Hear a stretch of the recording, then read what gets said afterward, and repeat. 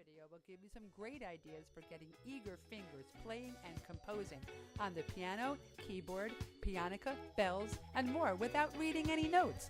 Don't forget to check out my action-packed language-based learning CDs, color-coded songs for keyboard, color-coded labels, and coordinated chord charts. Easy and instant songs for the music harp, and coordination drills that get you playing songs without having to look up at notes, numbers, or colors.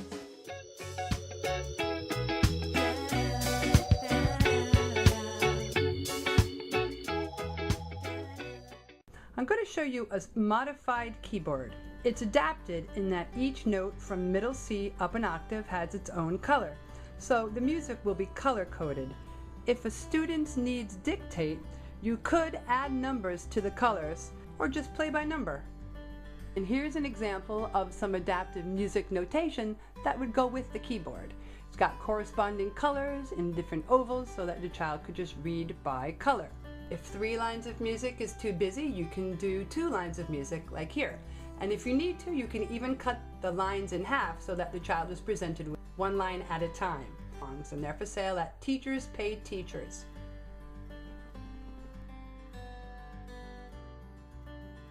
A note to anybody who hasn't been trained as a music therapist who's thinking of trying this. You would want to definitely talk to the child's OT, occupational therapist, or PT, or special educator, because you want to maximize growth and success. You would never want to do anything that would be detrimental to a student. So I advise talking to one of these professionals.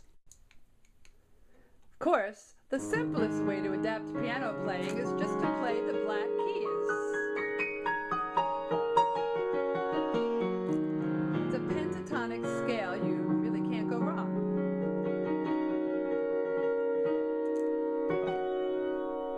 So that's that. Here we have our assortment of handbells and mice bells. All right, they correspond beautifully with this exquisite music. In fact, this is the song, actually it's a Christmas song. If you can name this song, you will win the prize of my deep admiration. So a child would just play the colors back. Here's a nice method of songwriting. I think I'll put this one here. You can have your student rearrange these circles in any way that they like, and then there you go. That's their song. They can add words, they can add instruments, they can play it on any instrument they're able to. Here they are with numbers written on them. This is great to reinforce recognition of numbers, colors, shapes, and the like. So what I do when I give out instruments is I'll let the children select a shape. I'll say, okay, who has a square? Who has a diamond? Come on up and take your instrument. Who has a semicircle? How about a triangle? And you know, they even know trapezoid sometimes by the end of the year. Come on up and take your instrument. Now it just so happens that all of these have numbers written on the back, so I can use it to help them to differentiate between WH questions. I can say, all right, who has something blue? Come on up. Great, take an instrument. What number do you have on yours? Oh, great, you come up and take one. How about, what shape is yours? So I work on shapes, numbers, colors, and paying attention to which question is being asked. I can also clean up the instruments using the same principle. I can put all the shapes on the floor, say, okay, Tom, come on up. Put your instrument on the semicircle. Okay, Joey, come on up. Put your instrument on the heart. Put yours on the number 9, if I'm working on numbers. Put yours on the green one, if I'm working on colors. This instrument is called a music maker. It has 15 strings and it goes from G below middle C up 15 notes. It's easy to tune this if you have a good ear in about 10 minutes. The strings are pretty forgiving in that they're supposed to start on a G and go up the 15 notes, but I start them on A, B, C. You'll see an example of that in a minute. And they have not popped, so that's good.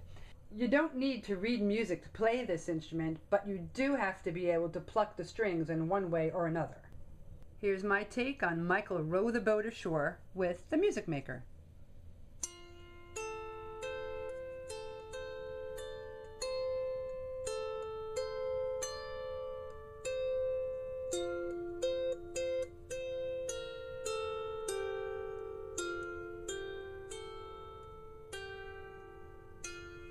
and it works just like that.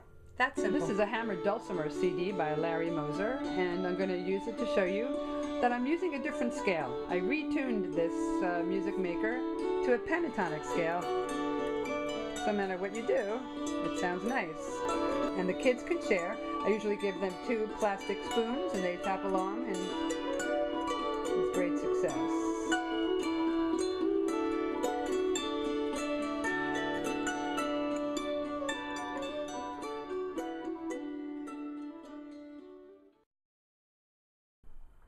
You can use the same type of music sheets to play the pianica.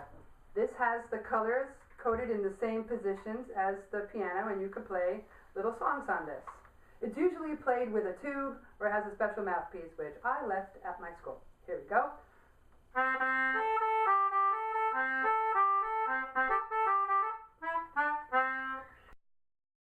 Little soprano recorder. You can color in those little circles that you use to repair paper if you rip a piece of paper, and color code those in the same way. And a lot of people say, yes, but my student can't keep the thumb on the back, so put a piece of tape over the back. Most of the notes require the thumb, so if you have the tape on the back, then you can just move the forward fingers. Also color coded, these are boom whackers. They come in the same system as I had up on the piano, so there you go. You just tap them, won't hurt you, and that's important. Tap your knees, tap them on the floor, and they come, actually you have the whole set of 7, and then you have a diatonic set, and then you have a set that has caps that you put on so that they're an octave lower, and you can do amazing things with boom whackers. Harmonica, it's just kind of adapted in itself. You breathe in, you breathe out, and that is very significant. For instance, if you have children who, and all of the wind instruments can do this, any instrument where the child is being heard, if you have a withdrawn child, they're making a sound. They're expressing themselves. They're not necessarily doing it with words yet, but making sound with instruments can be a doorway into those words, or it's just very, very important for self-expression. You can have conversations with harmonica, and then the child responds, and it's a fun give and take. You can do echoes with any of these wind instruments.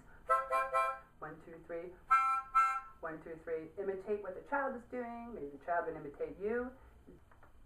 Kazoos are great. As far as adopting a kazoo, sometimes I take out that little piece that vibrates, and I tell the kids just vocalize in there. Go ooh, ooh, like a monkey, or choo, choo. And eventually they'll vocalize into a kazoo rather than blowing into it, so that they learn how to make the sound. And then you can just have musical conversations, intonation conversations with a kazoo. They're great.